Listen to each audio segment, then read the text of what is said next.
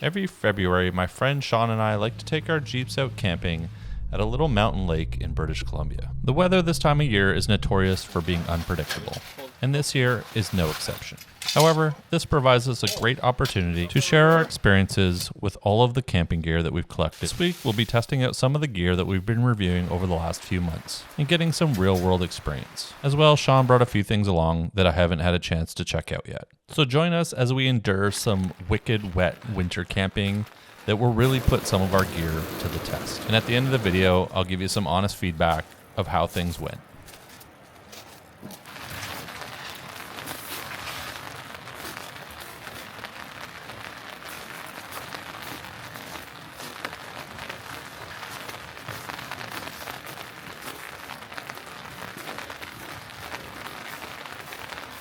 Biggest thing is if it doesn't pool water. Yeah. I'm in, you know? Yeah. All the awnings have had pool water. Yeah. It's not supposed to. Alright guys, so Sean and I have decided to go camping on... We're going camping? Sean and I have decided to go camping on probably one of the worst weather days of the winter. It is torrentially downpouring.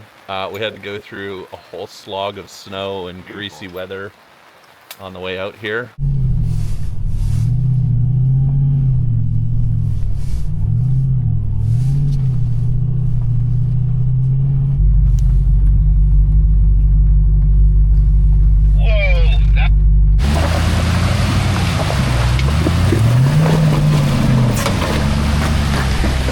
As with every adventure, I used Onyx Off-Road to navigate my way. The difference this week though is rather than planning out my route in advance, because I already know the way to the lake, I decided that I wanted to use the record track feature. This is a great feature if you're out exploring and want to record your route so that you can find your way back. But I also use it for a couple other things. First, I like to mark things on the map that I want to go back and check out on future trips. Secondly, I like that it shows me the distance that I've traveled so that in the future I know exactly how much fuel I might want to bring. And once I'm done my trip, I can save all this information within my profile and I can share it out to my friends who may want to go and check out some of the places that I've been. If you're not using Onyx Off-Road already, I highly recommend giving it a try. You can download the app for free, and if you want to upgrade your plan, you can save a few bucks by using my discount code that you'll find in the description below. I also made a full drive video out here. Thought it'd be a lot of fun to just POV shoot the whole thing, so I'm going to upload that next after this video. This is our favorite spot here. This is a little lake called Chehalis Lake. It's about, I don't know, 2 hours, 3 hours from Vancouver by the time you mess around in the snow and do some wheeling on the way out. And we're going to set up base camp here. Sean's going to get his tent set up. I'll let him do that. And then I'll set up the alley cab. I brought the diesel heater again. It's a go-to essential for coming out on these trips now. I'm glad I brought this awning because it took me 30 seconds to set it up and instant dry. Bro, I'm done. I think you have the easiest camp setup of anybody I know. Oh yeah, what's this thing? Gazelle.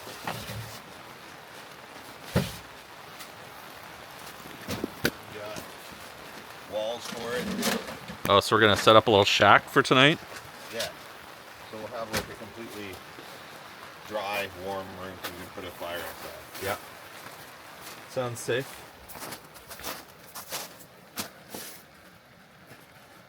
That's pretty cool. Gazelle tents. Yeah. And you got the awning kit too, the wind panel? Okay. Yeah, so this is the five-sided one. Nate has the six-sided one that he always brings out, but it doesn't fit in the back because it's too long. Oh. I'd have to like mount it on the roof. I don't like that. No, It gets all dirty. Yeah. But I found this five-sided one that can fit, says 4 people. Yeah. And then, yeah. Well, if this works out, I'm going to acquire one because now that we have the cap on the Jeep, I can put way more stuff in it. Let's see what happens. All right, I'll give you a hand setting this up. Yeah, and I know you guys are going to ask about water pooling. So far, no water pooling. We did put the little kickstand up here on the middle rail, which keeps that from bowing down in the rain. And oh, I think we've got a little bit of water collecting there, but it's just really tight. And we can tighten this up even more because of the way the straps, how they work here on the tent. We can just pull this and tighten up the material a little bit more. All right, let's set up this thing. Instructions say stand it on the end and move this strap. And pull it down. Yeah, we just pull, oh, hang on. Holes. Stuff everywhere. Goodness. Is it now? Yep. Oh, hang on, let me hold this. There we go. Or I think it's Velcro. There we go. There we go. Yeah, that makes more sense. It's raining like crazy, dude. Yeah, dude. Now, something that I quickly found out with having an awning mounted to my tent, it makes accessing the latches on my tent a little bit more difficult. In the future, I'm going to try to open my tent before I put the awning out, but when it's pouring rain like it was today, you're going to want to put your awning out first. I'm glad I can still access the latches and they aren't completely inaccessible, but they're definitely a little bit more difficult to get to. And as I'll find out tomorrow, you definitely need to close the awning before you bring the tent down. The other problem that I ran into was putting up this awning on the back of my tent. Since I can't access it at all from standing on my tailgate now, I have to climb into my tent and try to put the awning poles up. And doing this in rain definitely made things a little bit more challenging. It meant climbing halfway in my tent and then trying to come out the backside and put the poles up for this awning. This is a lot easier to do standing on the tailgate, and when you're doing it from the inside, you need to open up the door before the awning is out, and in the pouring rain, I got a little bit of water into my tent and on my mattress. Now, Sean and I were quite optimistic and were hoping for some better weather or maybe some snow. And after our firewood problems on our last camping trip, I decided to bring a bunch of firewood for this trip from home. Unfortunately, due to the weather, we never ended up getting a chance to use it because nobody wants to sit out in the rain next to a fire. Now, this is the second trip that I've been on where I brought my diesel heater. I have been pretty against diesel heaters for quite some time and thought I could do it better in different ways. But the reality of it is a diesel heater puts out really nice dry air, even if you don't have it cranked on a high setting, which for mine, I leave it on low, and it's just enough to get all of the moisture out of the tent. Camping in these conditions, it's almost impossible to escape the dampness, and the diesel heater does a great job at solving that problem. Even though I'm bringing the diesel heater with me, I haven't made any changes to my bedroll setup. I've shown you guys this quite a few times on previous camping trips, but if you're stopping by for the first time and you're new here, what I've built is a custom setup using a Born Outdoors bedroll, and then I've put a 4-inch foam mattress in it, and then I use a Zen Bivy quilt to keep me warm. The quilt is rated to, I believe, minus 15 degrees Celsius, so even if my diesel heater fails or runs out of fuel in the middle of the night, I'm not going to freeze to death. I also have a USB heated sleeping pad inside it, so I can turn that on if things get really cold. But the diesel heater really helps with keeping the dampness out of the tent.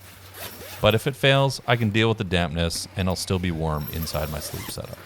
I've had the Alley Cab Contour Canopy on my Gladiator for less than a year, and I am really loving it. Not only does it give me security and peace of mind that all my gear is locked away when I park somewhere, but it's really nice to not have all your gear get wet and dirty when you're out on a trip. I'm not sure I could ever go back to not having a cap or canopy on the back of my Gladiator. Pre-prepped. This just seems like every time we go, it's steaks. Pre-prep Obviously, some ribeyes and what more could you possibly want? So good. Let me cook them first. Yeah. See how you feel. Oh, beauty of a spot. Tough weather though, guys. But we got. Took us about 45 minutes to set up our compound.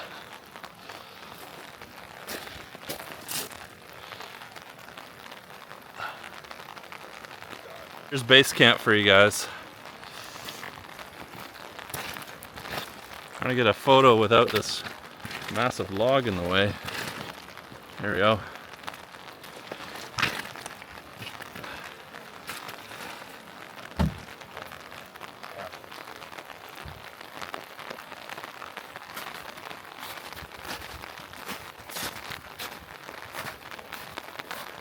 So we got the yurt underneath the edge of the shadow awning, which is doing great, but it is cooling a little bit on one side. And got all the awnings out on the alley cab Gen 3R. I really like the vestibule that goes over the ladder because then you can climb in and not get soaked.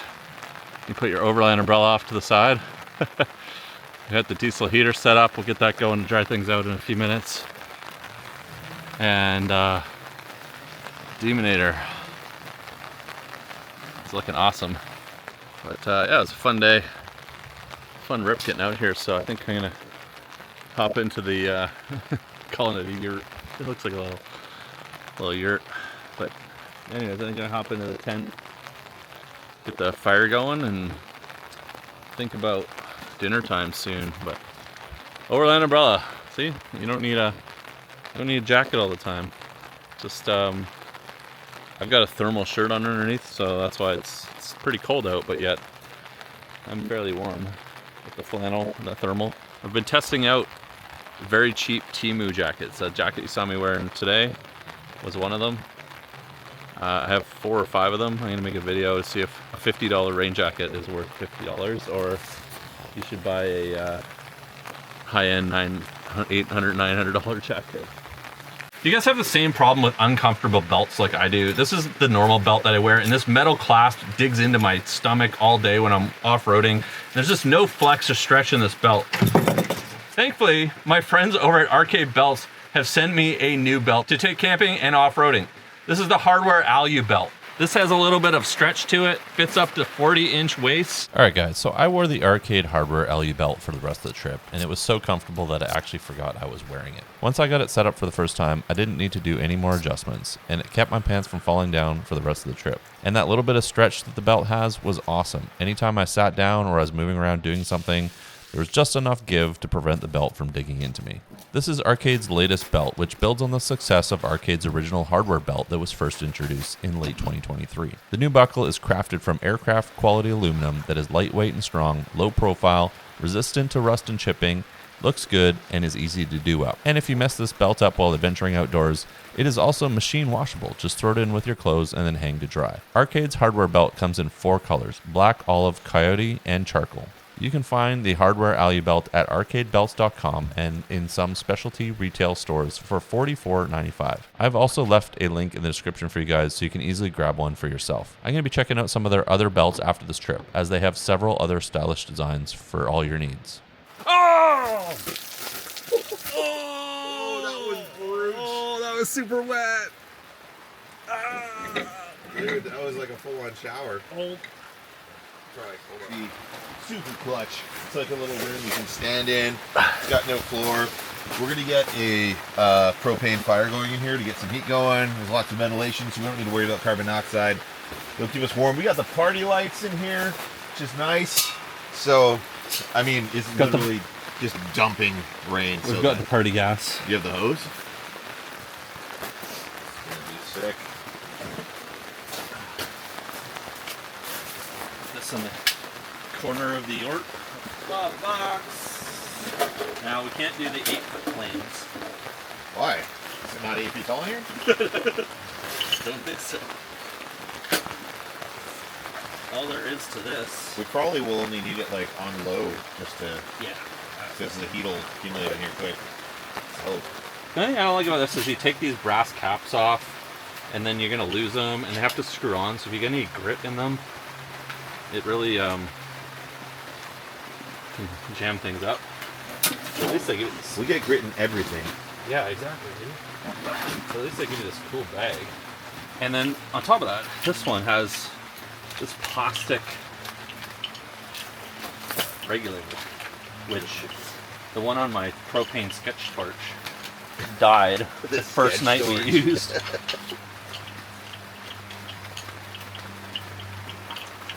And you gotta undo these fittings in the cold and wet. Yeah, that's no good.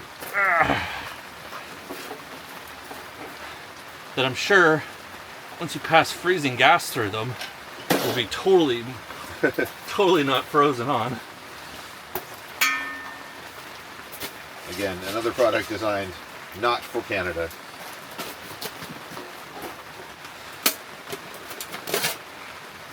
I still have the Satan's rocks in it. Oh, I'm getting dripped on. Got a torch? Do I?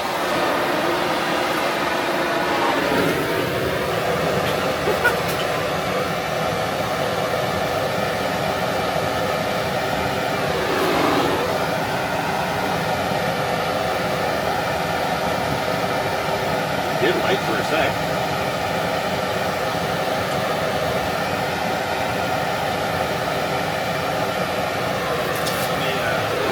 Let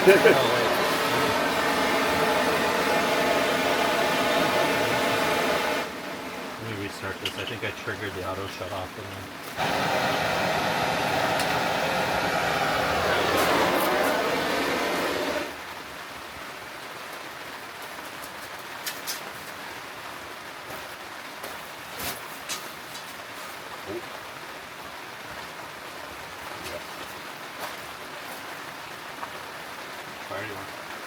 I mean, I already feel it getting warm in here, so. Holy crap. Right? It's like, I told you it'd work good.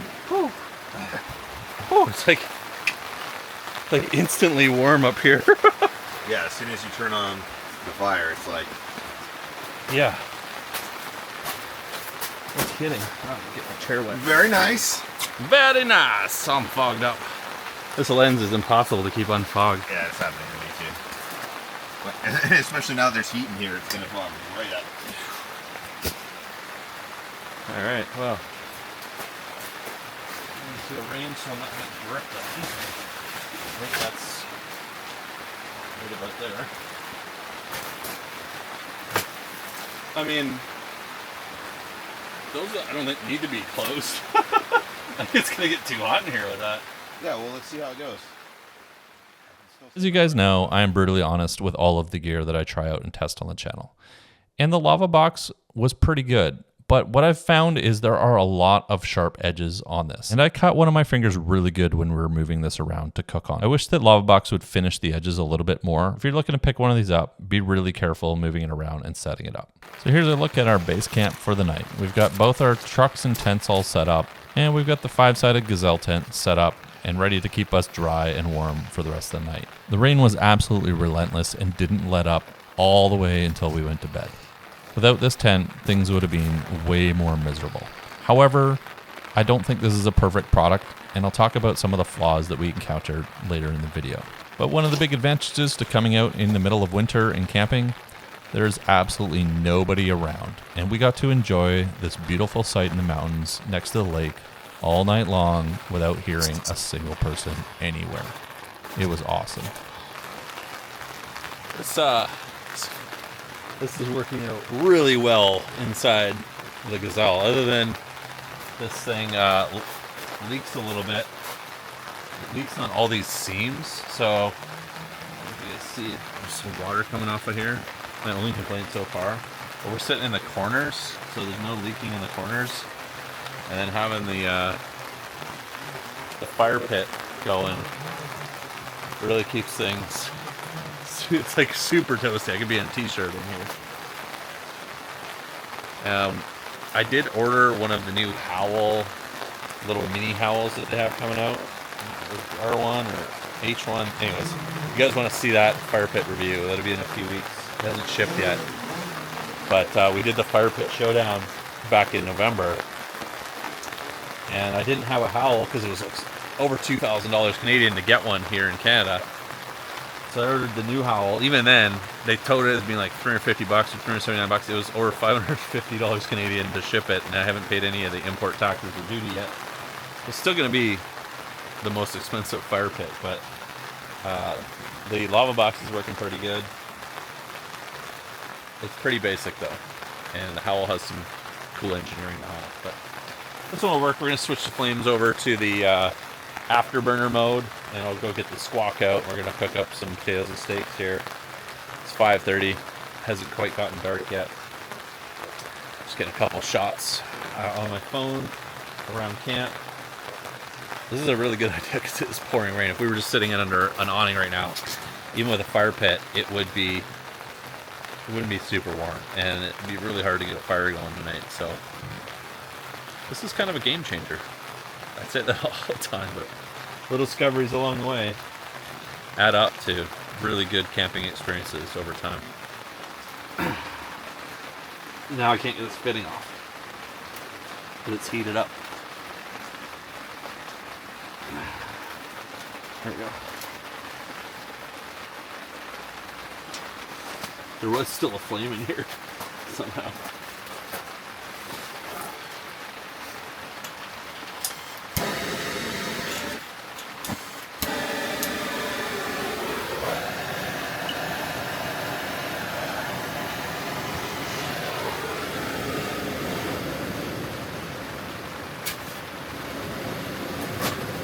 This is for cooking? Yeah.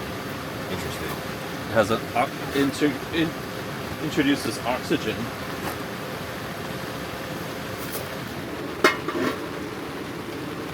Damn. Oh yeah.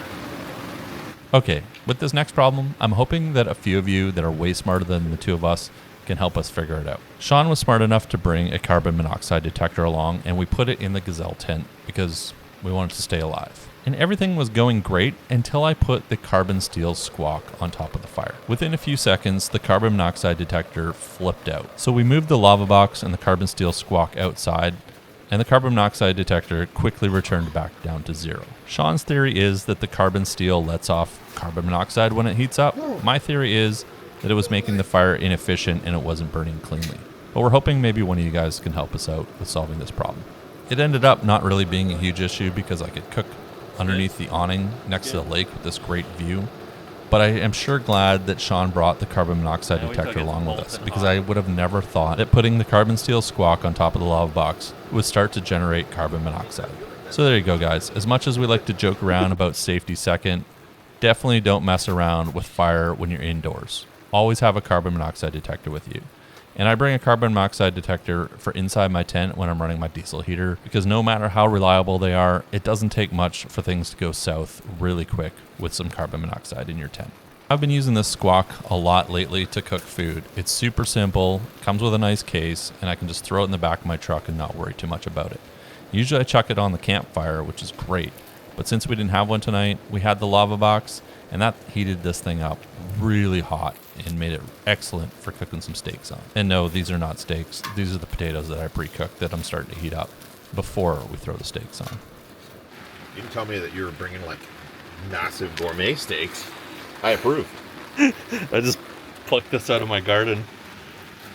Threw some butter on there. Look at that, guys. A little rosemary, a little butter. That's it.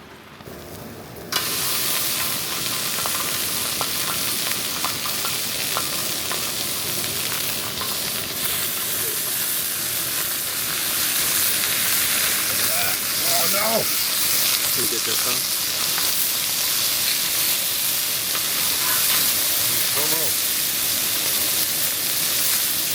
Still gonna be up to it.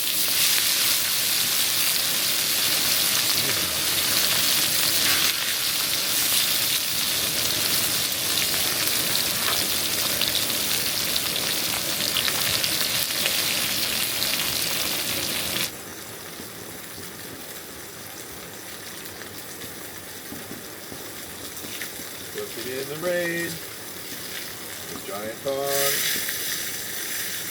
The biggest pond I've ever seen. They are donkey long time. Yes, there are. I think you burned it. That's some beauty. I'll eat that one. I'll leave it safe. Guys, I was incredibly surprised about how hot this carbon steel squawk got when we had it on top of the lava box. I've cooked a lot of steaks in my life and on a lot of different grills and charcoal and everything else, and this was by far the hottest pan that I've ever used to cook a steak on. So if you're looking for a killer sear, this is the way to do it. But once those steaks were done, we decided to drag the lava box back inside the tent and close things up. The rain had not let up, and it was getting colder, and we wanted to warm up while we were having our dinner. Really appreciate Sean bringing this brand new gazelle along with us. It made a huge difference on this trip. But despite some of the flaws, which we'll talk about a little bit later, I think I'm going to look at picking up something similar for myself. But I'm going to see if there's a better one out there on the market. And when I find one, I'll definitely let you guys know in a future video. So make sure you're subscribed, because I upload new videos all the time. There's a pretty good amount of room in the 5-sided gazelle tent, but I don't think I'd want to hang out in here with any more than just 2 people. It would definitely make things a little bit crowded. Now they do make a larger one, as Sean mentioned, but then you run into some difficulties of fitting it in the bed of the Gladiator because, well, it's only 5.5 feet long. If you've got a bigger truck, then I would recommend getting the 6-sided one. That's going to give you lots of room for you and a few friends. Put the rosemary on top of the steak and cook it. You just gotta get it in the butter. Dude, rosemary's so fragrant that it just has to touch the steak. And it's like, it gives it rosemary flavor. It took me forever to figure that out. Yeah, it's really good.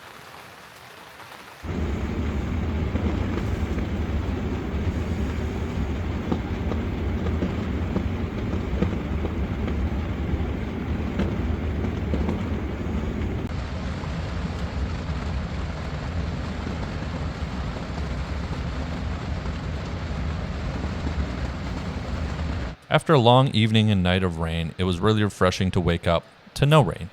This definitely made packing up a little bit easier, but I sure appreciated the break from the storm so that I could spend a little bit of time enjoying the beautiful views of the lake and mountains all around us.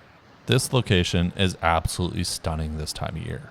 Now it is pretty close to a lot of major cities, so throughout the summer this place gets very busy. Everybody knows about it and comes up here. But in the winter, every time we've come up, we've had the entire beach all to ourselves.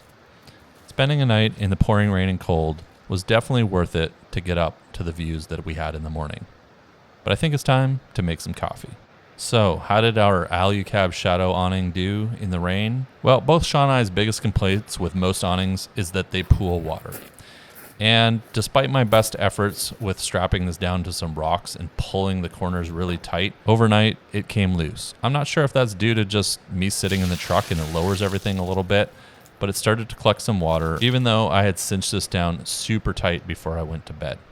Now there's straps on all of the corners of this awning and you can tighten it down. So I'm gonna have to figure out a way to do a better job at keeping this tight all night long because I really don't want the water collecting on this and stretching all the fabric out over time.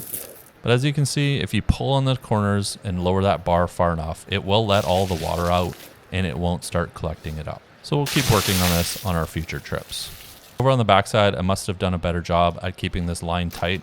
I didn't have any pooling, but I was getting some pooling before I went to bed and put this line out. So they definitely work, you just have to keep them really tight. Alucab does include some nice pegs that you can use to keep these straps down, but despite my efforts, I couldn't get them into the riverbed that we're camping on, and so I just decided to stack a bunch of rocks together and try to do the best I can. Now the straps don't detach, so you have to coil them back up and put them into the little channel in the arm for storage. I would really like to see these detachable and just shove them in the bag that's included that has all of the pegs that you can put into the ground, because this is really annoying, and when they're wet and cold, it's not an easy task to get them wedged into this aluminum rail. Alright, how about that coffee? I've been using a couple of these wolf packs from Front Runner in the back of my truck, and they do a great job at keeping all of my food and cutlery and cooking supplies clean, free from dust, and secure in the back of my truck. And there's just enough room in one of them for my Nespresso machine so we can make some quick coffee. I know you guys all have your favorite ways of making coffee at camp, and this one's mine. It's quick, easy, I plug it in, I hit a button, it's done, and then I can go do something else, come back, and I have a nice hot coffee ready for me to consume. As far as durability goes, this has been in the back of my Jeep for the last few years and has gone everywhere from Death Valley to the Rocky Mountains, and it's still working. I don't think Nespresso makes this model anymore because I've been trying to find a backup, and a lot of other people have asked me which model to get. But this thing is an absolute tank, and I have no plans on retiring it anytime soon.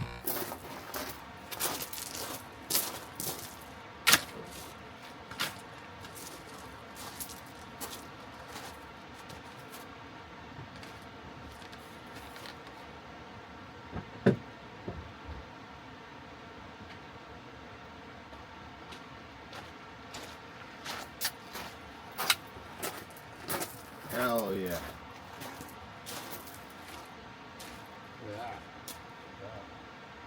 Back to the Alucab shadow awning.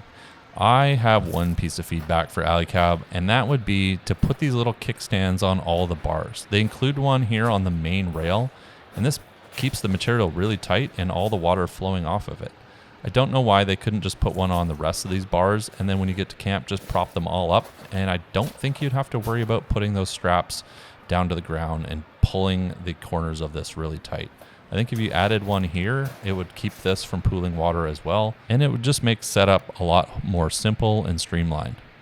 I really think a lot more companies should send products out to people that live in BC that camp in the winter to test them out, because Sean and I have found so many problems with so many products that just don't survive well in the cold and the wet and the damp, moist air that we have here in BC. But I guess that's good for you guys, because you get to see the worst of the worst when we test products. Products that do well in California or South Africa in the warm and the dry, and provide a completely different experience for those of us up here in the Pacific Northwest and Western Canada. As for the Alicab Gen 3R rooftop tent that I'm using, this is still my favorite rooftop tent, and using the diesel heater fixes the one main problem that I have with it. And that's that the canvas material that they use, albeit great because it blocks out all the light and keeps a lot of the heat in because of how thick it is. When you pack this up, when it's super wet, the canvas is saturated with water and can permeate into the mattress if you leave this closed for too long. It's not such a big deal if you're going somewhere and camping there for a few days, but if you're packing up your tent every morning, eventually some water is going to make its way into the tent. Having the diesel heater with me has allowed me to try to dry the tent out the best I can before closing it up wet. And if I get to camp the next night and any moisture has made its way in, I just fire up the diesel heater to its hottest setting and it's going to dry that out really quick. So this tent is still my favorite rooftop tent, albeit it still has a ways to go before being perfect. Now, as far as the Gazelle 5-sided, what do we call this? Shack or yurt or rain tent, whatever its actual name is, I would give this about a 6 out of 10. Sean said the tent itself was quite expensive, and it doesn't come with any of these solid panels that you saw us installing earlier in the video. It's just screens on all the sides. And so Sean had to buy 2 packs of 3 walls. Each pack was $90 each, in addition to the base cost of the tent, which I think is about $300. This is all Canadian, of course. So while it definitely improved our trip significantly, we had to deal with a lot of water getting in and dripping all along these seams. These seams are definitely not waterproof, and so we had to sit next to the corners rather than the sides. Otherwise, we would have had water dripping on our head all night long. You can see where all the moisture collects along that seam and then soaks its way in, and then it starts dripping on you. I think for the price that Sean paid for this, it could be better quality and be more waterproof. If you guys have some other alternatives, I'm on the hunt for a better tent. I want one that doesn't have a floor. I like being able to have the ground below us, but I want something that's easy to set up and quick to put away and keeps all the water out. We definitely had to battle with this a little bit to put it away. It would be a very difficult one-person job. It's certainly easier with 2 people where one person can hold it and the other person can kind of pack up all of the material. And then you have to jam it into the bag that comes with it, which is slightly too small when you have all of the panels attached to it. I wish companies would just make their bags a little bit larger than they need to be. The ShiftPod Mini that I have does a good job at that. And I was thinking about bringing that along because it is slightly insulated and you can unzip the floor from it. However, unlike the Gazelle, you can't stand up in the ShiftPod Mini. Now, ShiftPod does make a larger one, but then you run into the issues of it not fitting in the back of the truck very well. Also, the ShiftPod Mini that I have was $1,000 Canadian, and the larger one is even more expensive, putting that at quite a high price point compared to the Gazelle tent, even when you have to add on all of the panels. But I really enjoyed the utility that the tent brought, so I'm going to be looking for something better for sure. Now, as far as the Alicab shadow awning goes for setup and put away, setup is super easy. You just unzip the bag and flip the awning out, and there's a little catch that you can latch it onto on the side of your Alicab tent if you have that. I'm not quite sure how that works if you don't have an Alicab rooftop tent. The mounts that they have for this awning are specifically designed for the Gen 3R or probably the older models as well. But I'm pretty sure you can get some mounts to mount to a roof rack or something else. But the two are definitely designed to complement each other in how they mount and work. Now, just like the Gazelle tent, I wish that the case that the Alicab awning zipped up into was just slightly larger. It's definitely easy to do up when everything is warm and dry. But in the cold and the wet, and you've got water dripping down your arms, and everything's a little bit tighter because it's cold, it is a little bit tight and a little bit more difficult to do up. But compared to some of the other awnings that I've tested out and tried, this is definitely the easiest and quickest to put away. Just remember to put the kickstand down. As you can see, I left it up, and I'm trying to close this up with it up. That doesn't work. Definitely going to have to keep an eye on the zippers to make sure they stay free of dirt and debris, as well as I'll keep them nice and lubricated, because even after this first trip out and all the dirt that the Demonator throws up the side, it was making these zippers really sticky and tough to do up. All in all, Sean and I had a great time camping in February in the pouring rain and cold. I hope you guys enjoyed coming along on this adventure with us. The next video coming up is going to be a little bit different. It's a POV drive of the entire trip out to this mountain lake and all of our adventures that we had along the way and things that we saw. Make sure you guys are subscribed and don't miss that video or any of my other uploads, because I upload all the time. If you have any questions about the gear that you saw in this video, my build or Sean's build, leave them down in the comments below. I'll do my best to answer them. Leave a like, share this video with your friends. My name's Casey, and I'll catch you guys in the next video.